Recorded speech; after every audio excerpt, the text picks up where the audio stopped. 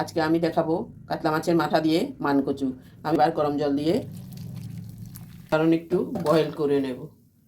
নুন দিয়ে দিচ্ছি, কড়াইতে তেল দিয়ে নুন হলুদ মেখে কাতলা মাছের মাথাটা দিয়ে দিলাম। কচুটাও আমার বয়েল হয়েছে, আমি এবার জল থেকে তুলে নেব। বয়েল করা কচুগুলো তুলে নিচ্ছি। কাতলা মাছের মাথাটা আমি সুন্দর করে নেড়ে ভেজে নিয়েছি। এদিকে গরম জলে কচুটা রান্না বসিয়েছি।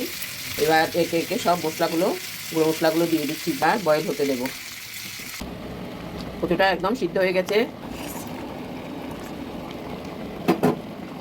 এবার নেড়ে চেড়ে সম্বাদ দিয়ে দেবো।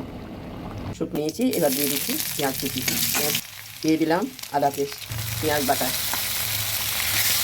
মশলাটা আমার ভাজা হয়ে গেছে। এবার সিদ্ধ করা কচুর তরকারিটা আমি ঢেলে সম্বাদ দিয়ে দিচ্ছি। এবার নেড়ে চেড়ে নামিয়ে নেব। ধনে পাতাগুলো আমি কুচি করে দিয়ে দিলাম। এবার নামিয়ে নিচ্ছি।